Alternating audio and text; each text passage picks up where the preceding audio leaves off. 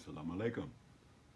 In the name of Allah, the Beneficent, the Merciful, the All-Wise, the True, and the Living God, we refer to the one who came to us in person, Master Farad Muhammad. We thank him for coming. We thank him for raising from the midst of us our leader, teacher, and guide, the Honorable Elijah Muhammad. And we thank the both of them today for the divine reminder in our midst today, the Honorable Minister Louis Farrakhan. It is in their names and in the names of the righteous, both the living and the dead, that we offer the greeting words of peace on this 12th day of March in the year 2026. And with that, we open our presentation with the greeting words of peace. Assalamu alaikum. My name is Dr. Abdul Ali Muhammad, and I am making a special presentation, as you can see, on the subject, what happened to Minister Farrakhan. And I'm inspired to do this by what someone else did. And that someone else, of course, is the wife of Brother Jabril Muhammad. May Allah be pleased with his soul. Who recently, I recently viewed a videotape, I don't know when she did it, where she answered the question, what happened to Brother Jabril? Because apparently she may be feeling some pressure, and there's a lot of curiosity and even suspicion. And so she felt the need to give the facts as to what happened to Brother Jabril. And I had mixed feelings about it, to be honest. I didn't know whether that was the right thing to do, but as I watched it, and there were more than one episode, and some parts of it were very heartbreaking. But in the end, I realized, probably, even though there may be some naysayers and doubters about whether that was the right thing to do, but I think in the end, the good of it outweighs any potential bad. And then, of course, the idea occurred to me, well, she's probably feeling some of the pressure and the suspicions that you have felt for many, many years concerning Minister Farrakhan and his near-death experience. And part of the reason for the suspicion that many people harbor, or just the confusion about the whole issue, is because they have never heard what really happened from those who are in a position to know what really happened. And so that's what I want to deal with. Hopefully I can do it in 1 hour. If not, maybe there'll be more than one episode to tell the whole story of what happened with Minister Farrakhan, what happened, what was his near-death experience. And so in the name of Allah, the Beneficent, the Merciful, in the name of Allah, in the person of Master Farad Muhammad and his messenger, the Honorable Elijah Muhammad, let us begin with the first part of our presentation. And there, of course, is something that most of us are familiar with already. The designation of Minister Farrakhan as someone that should be paid attention to, that through him, the Honorable Elijah Muhammad would successfully accomplish his mission of uniting all of his people into a nation.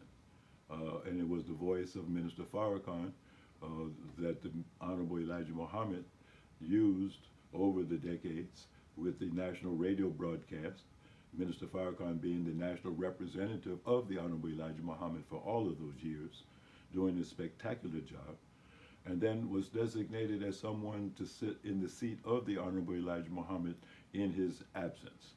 And then, of course, this famous quote, wherever you hear him, listen to him. Wherever you see him, look at him.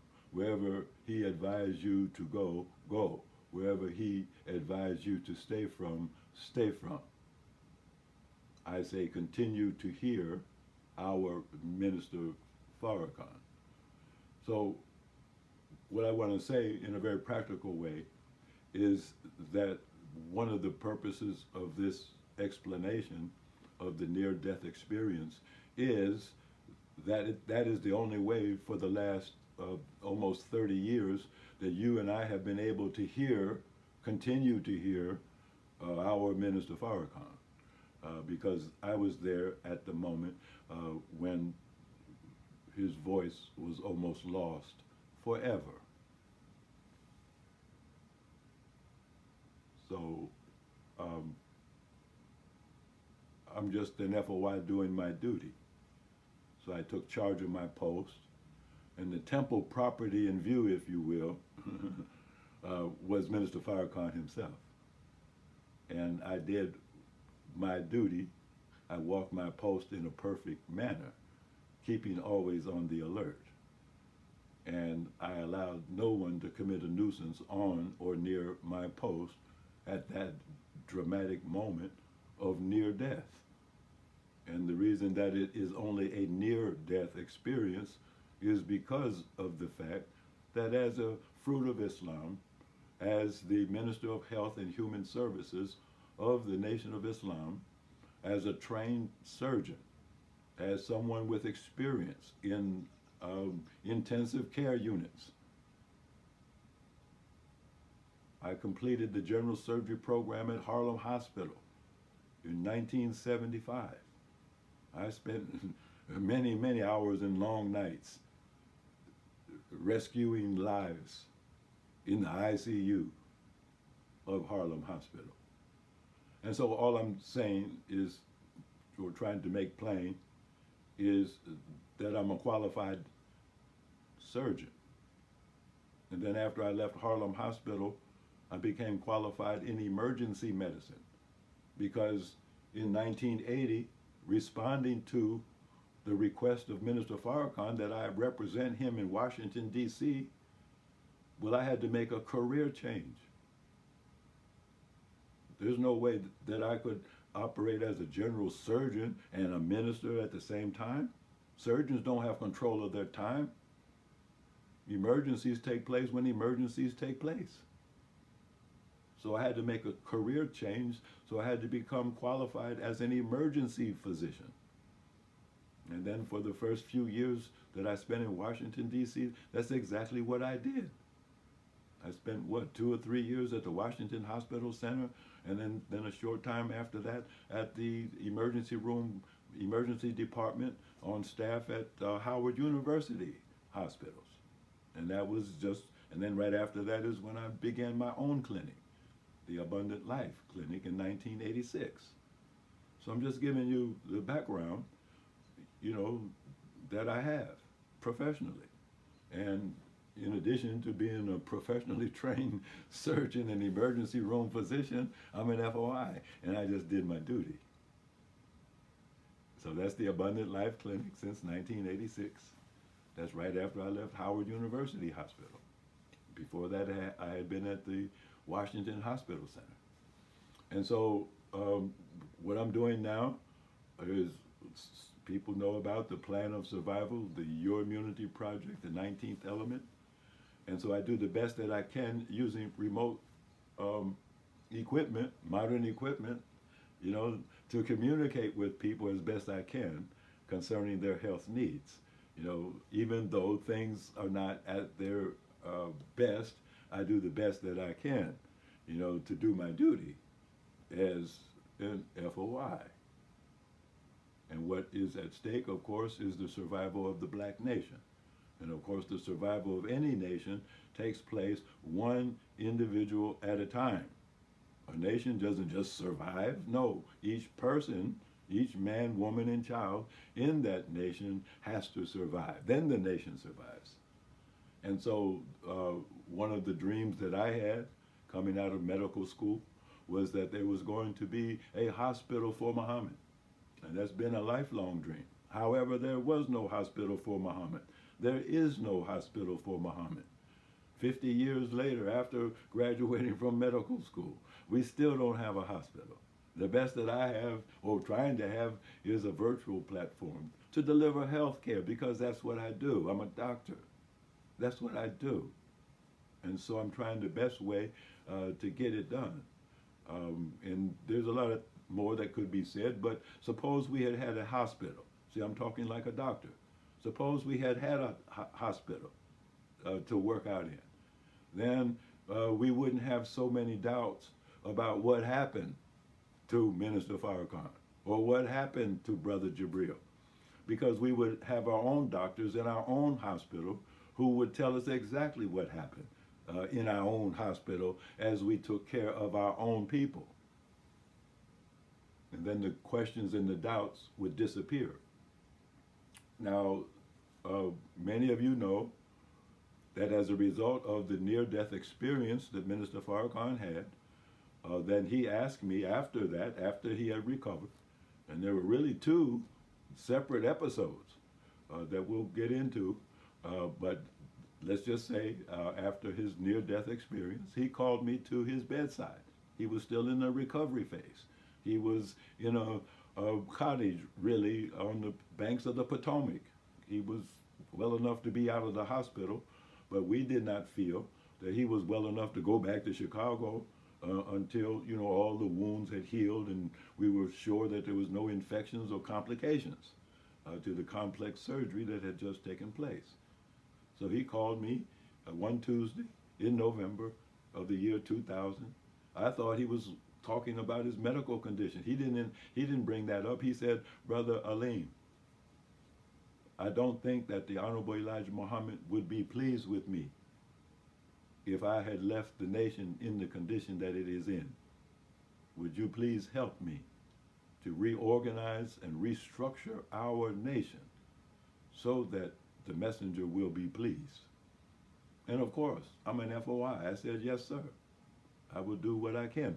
Not having the slightest idea in my head how that would be done, but it did bring back to mind something that occurred as I walked up the steps in 1968, Mosque number 19, Dayton, Ohio. I heard a voice. There's nothing wrong with the Nation of Islam. It just needs to be organized. And I walked through the door and joined the nation, became a follower of the Honorable Elijah Muhammad, and never thought about what I had heard until that moment in November 2000, when the minister asked me, would I help him to reorganize and restructure the Nation of Islam. And the rest is, as they say, history. 7 long years of work with what became known as the Atonement Commission, but that was the commission for the restructuring and reorganization of the Nation of Islam. And I served as its chairman. So, but let's not digress. Let's go on with the story about what happened and who was there. So at the moment that we are precisely focused on the near-death experience, you have to be clear. Who witnessed it? Who was there? Well, the truth of it is there were only 3 people in the room. In the room that I'm referring to is the ICU in a community hospital. I believe it was Hammond, Indiana, or in between Hammond and Gary, somewhere in that area there. It was an emergency situation. I didn't get my bearings. I had gotten a call from Sister Safia, who at the time was the minister's secretary. She and I had been in close contact for a long time over the minister's situation. And so I had been at a medical conference that weekend, got home that Sunday afternoon. Just as I walked in the door, the phone rang. Sister Sophia was on the phone, and she said, "Your worst nightmare has just come true." Well, she knew what my worst nightmare was. That worst nightmare was that there would be a catastrophic bleed out of Minister Farrakhan. He would bleed to death because of the complication that we had been dealing with for some time. And so I got an immediate flight to Chicago. The brothers picked me up at the airport, drove me at breakneck speed, to this little community hospital. And that's where we begin our story, really. In the middle like in classical literature, in medias res, the great epic stories begin in the middle. And so after this short introduction, we will begin the story. I don't know if it's epic or not. Some might see it that way, of the near-death experience of Minister Farrakhan. So what happened and who was there? I was there, there was a nurse that was there, and the minister was there. The minister was unconscious. So he did not, he was not aware of anything that happened. That's when we almost lost it. And the nurse, I never got her name. I think she was just probably a day nurse, and she was probably just working by herself in the ICU. There were no other patients in that little ICU, in that little community hospital. It was just the nurse, the minister, and myself. And he was unconscious.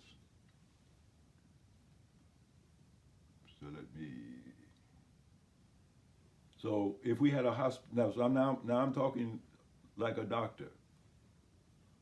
See, why is it necessary for us to have these special recordings? What happened to Brother Jabril? What happened to Minister Farrakhan? Well, what happened to the Honorable Elijah Muhammad? What happened to him? See, we still debating about what happened to him. Joshua Farrakhan says he was the FOI on guard in the messenger's hospital room.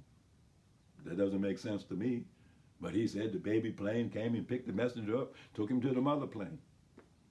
Again, that doesn't make sense to me, but that's what he said. And that's actually the narrative about what happened to the Honorable Elijah Muhammad in the hospital.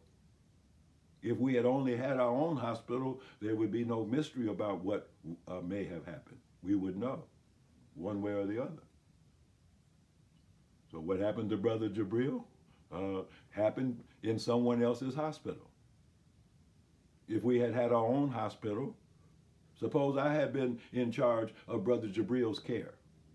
Would Brother Jabril be dead if I had been in charge? Or some of the other great doctors in the Nation of Islam, if they had been in charge of his care, would he be dead? Or would we have saved him if we had our own hospital? What happened to Brother Jabril happened in somebody else's hospital, and we'll never know. Here's another what if. What if we had our own hospital to take care of Mother Tynetta? Would she still be alive? Did the people who take care of her love her like you and me love her? Suppose we had our own hospital. See, I'm just asking these questions as a doctor. See, because I feel that if I had something to do with her care, I would have saved her by Allah, by Allah's permission. I believe that if I had something to do with Brother Jabril's care, I would have saved his life by Allah's permission. But I didn't have anything to do with any of it. I didn't have anything to do with the care of Mother Tynetta. So she never got the benefit of my training. She never got the benefit of my knowledge. She was relying on whoever she was relying on, whoever was taking care of her, and we don't even know because we don't have our own hospital. Maybe this janazah would not have been necessary if we had our own hospital to put Brother Jabril in. There's our great Minister Don Muhammad, one of the greatest warriors of the Honorable Elijah Muhammad that ever walked this earth. Inspired thousands and thousands of people. One of the greatest disciples of the Honorable Elijah Muhammad, who then later came to help Minister Farrakhan. Well, I didn't have anything to do with his care either. Where did he pass away? In somebody else's hospital. Why? Because we didn't have our own. Would he still be here if we had had something to do with his care? There's Joshua Farrakhan right there. May Allah be pleased with his soul. I remember one time I had to fly out to Chicago because Josh got shot. A gunshot wound. He woke up and I'm standing there looking at him. Oh, what are you doing here? Well, I am the Minister of Health, Josh. What do you think I'm doing here? But wouldn't it have been better, God forbid that he got shot, but it would have been better at our hospital. The doctors out there did a good job. But it would have been better if it had been in our hospital. And maybe Mother Evelyn, how about her? Suppose we had had our own hospital. Suppose I had been in charge and other doctors in the Nation of Islam had been in charge of her case. Whatever it was, I have no information about it at all. Just like you. We could make a video about all these people. What happened? We don't know because we don't have our own. There's the Dean of the Ministers, Minister Lucius Bayard. What happened to him? How come he passed away? Why couldn't he get the care after the decades and decades of service that he gave to the nation? How come he had to check into somebody else's hospital? And who knows what happened? Who's going to make a video about what happened to him? The wife of the Supreme Captain. What happened to her? How come the Supreme Captain couldn't call up his own hospital and order an ambulance from his own hospital? Tell his own doctors that my wife is on the way. You see, what happened? That's a common question. What happened to all our great people, all of our wonderful people? What happened to them? You see, what would have happened to Minister Farrakhan? You know, and I would just say it like that. If I had not been there on that fatal night when he almost bled to death, he wouldn't be playing the violin anymore. That's for sure. Wouldn't be doing anything anymore. Wouldn't have been heard from anymore. So it's a wonderful thing that his swan song really wasn't a swan song. Yeah, that a swan song is kind of like the last, they call it a swan song because swans are silent their whole life long.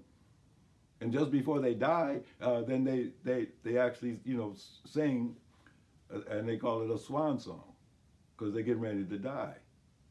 So suppose that swan song that Minister Farrakhan gave one Savior's Day, suppose that had been a real swan song. But it wasn't. He was alive to give a swan song. And that's what this is all about. What happened? What happened that kept him alive? So he didn't have to really give a swan song. You see? See, what was the sacrifice that was being made? And who made the sacrifice? So now, maybe I'll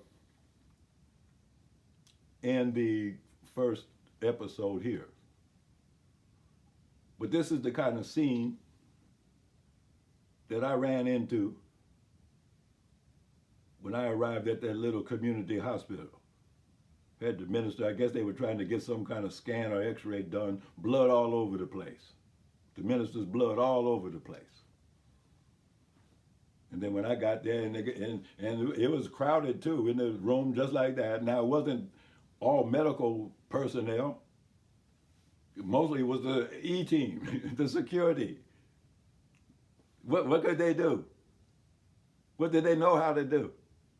They had the ministers bleeding out from the rectum, blood all over the place, and they on security. What kind of security is that at a moment like that? That's totally inappropriate.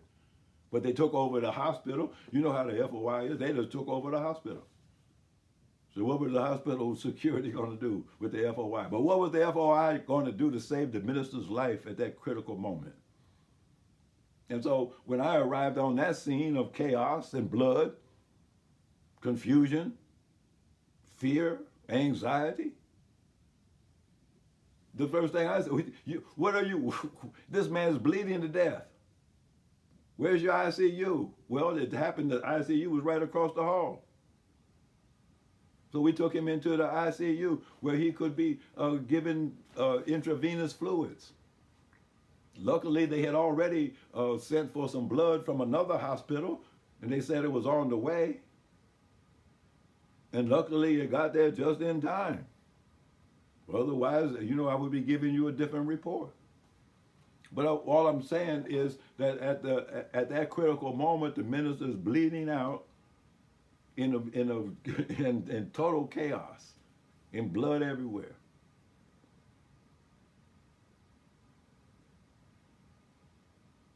And of course, where was the blood coming from? Now, these pictures that I'm showing you, these are not the minister's images.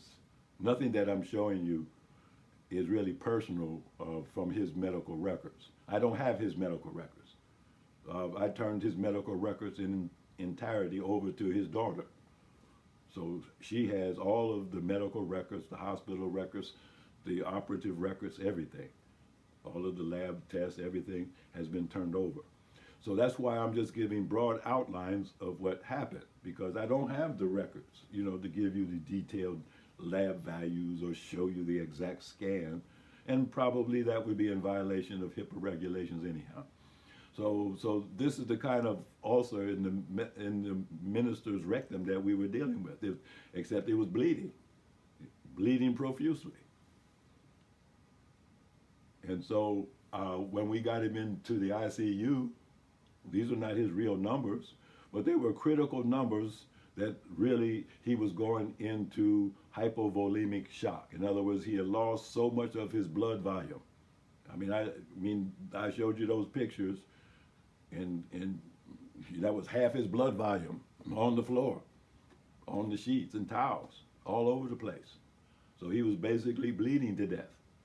And so by the time we got him situated in the ICU, had some big vein infusions going, but it was just Ringer's lactate and saline waiting on the blood. So I was there at the moment when the monitor went off because the minister had lost his vital signs.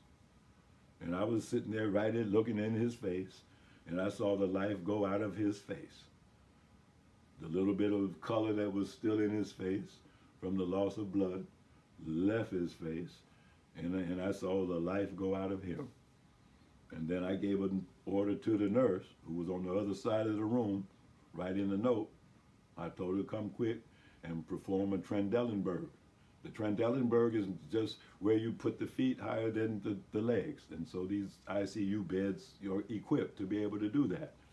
And so all I was trying to do is take the blood that was in the lower extremities and use gravity to bring it to the chest so the heart would have some blood to pump, and the brain could also receive some blood. And I was hoping and praying, that the blood would be there, because you're dealing with, 3 to 5 critical minutes. I knew for sure if that blood is not here in 3 minutes, we can't save him. That's it. That's it. The body can't live without blood. It's as simple as that. And so at that critical moment, as the nurse had performed the Trendelenburg, then at that moment, as Allah would have it, the blood arrived. Several units of blood arrived, and we administered that blood along with other fluids as quickly as we could. And so when we brought him up out of Trendelenburg, I saw the life come back into his face. And I saw the life come back into his face. The color came back into his face. And he was unconscious. He had been unconscious all the whole time. He was gone. See, that's what makes it a near-death experience. From his point of view, he had left this world. And we brought him back. And so the nurse was on the other side of the room. And I'm looking in the minister's face. And I'm seeing the life come back into his face. And I'm saying all praise is due to Allah. I know he's still not out of the woods, but at least we got him back. At least we got him back. And his eyelids flickered a little bit, And strangely, believe it or not, he actually strangely had a smile on his face. And then his eyelids were flickering, and he was actually trying to say something. And I said to him, Assalamu alaikum, brother minister. That's what I said. Assalamu alaikum, brother minister. And he opened his eyes. And then the first words out of his mouth, repeatedly, thank you, Master Farad Muhammad. Thank you, Master Farad Muhammad. Thank you, Master Farad Muhammad. Thank you, Master Farad. I don't know how many times he said it, over and over and over again. And I was just so happy, because we had him back. And he was talking. And that let me know his brain was still intact. His brain was still intact. I know his heart was beating okay because we could see that on the monitor. But the question was, could he talk? Could he think? And there he was, thanking and praising Master Farad Muhammad as he came from his near-death experience.